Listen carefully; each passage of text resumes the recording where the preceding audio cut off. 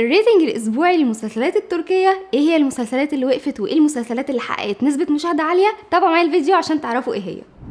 واول مسلسل معانا قررت قناة ناو للاسف ان هي توقفه، واللي معروف عنها ان هي ما بترحمش، شقلب وقلب المسلسل ما حققش ريت خلاص اقلب وهات اللي بعده ووقفه برضه، بس يا رب اللي بعده ما يقفش. المسلسل بتاع الدم الفاسد هو اول مسلسل قررت قناة ناو ان هي توقفه، وكمان جابت بقى المسلسل البديل بتاعه وهو هيكون مسلسل الحديقة السرية. واتمنى ان المسلسل ده يحقق نسبة مشاهدة عالية جدا، خصوصا ان هو هيتعرض يوم الجمعة وهيبقى بينافس مسلسل شراب التوت وكمان مسلسل الطائر الرفراف وشجرة الملحمة السوداء، والمسلسل اللي تقريبا بقاله 19 جزء وهو الشوارع الخلفية. فيا ريت ان احنا كلنا نتفرج على المسلسل ده عشان يحقق ريت عالي ويفضل مستمر معانا عشان قصته حلوة جدا.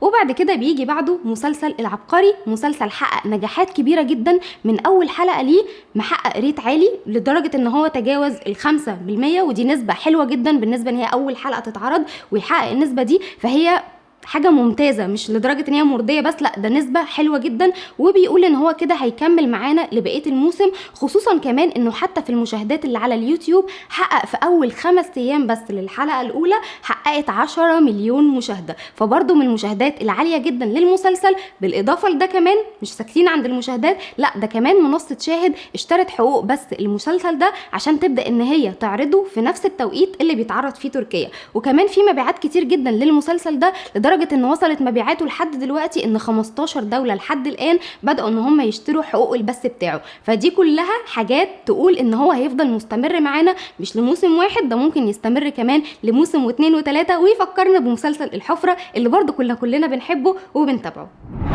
وتالت مسلسل بتكلم عنه هو مسلسل المنظمة، واللي مازال لحد دلوقتي متصدر نسبة المشاهدة، ان هو اعلى نسبة مشاهدة يوم الحد برغم ان هو بيتعرض مع مسلسل العبقري، بس مازال محتفظ بالصدارة بتاعته، والريت بتاعه كمان وصل ان هو 6.17% تقريبا، فبرضو النسبة دي حلوة جدا، خصوصا ان ده الجزء الخامس بتاعه.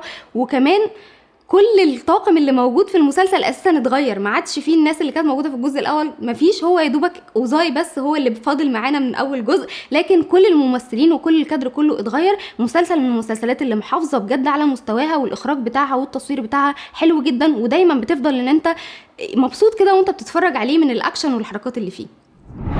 وللاسف كمان مسلسل النقطه العمياء اعلنت قناه ATV ان هي خلاص هتوقف المسلسل عند الحلقه الرابعه، وبرده بسبب تدني نسبه المشاهده، فنسبه مشاهده الحلقه الثانيه وصلت ل 1.17%، وهي نسبه منخفضه جدا ان المسلسل يكمل معانا في الموسم، مع ان للاسف المسلسل ده كان قصته حلوه، لكن في مسلسلات كتير الريت بيظلمها. وعشان تعرفوا بقيه الريت اللي موجود معانا لكل المسلسلات خلال الاسبوع، تابعوا بقيه الفيديو للاخر.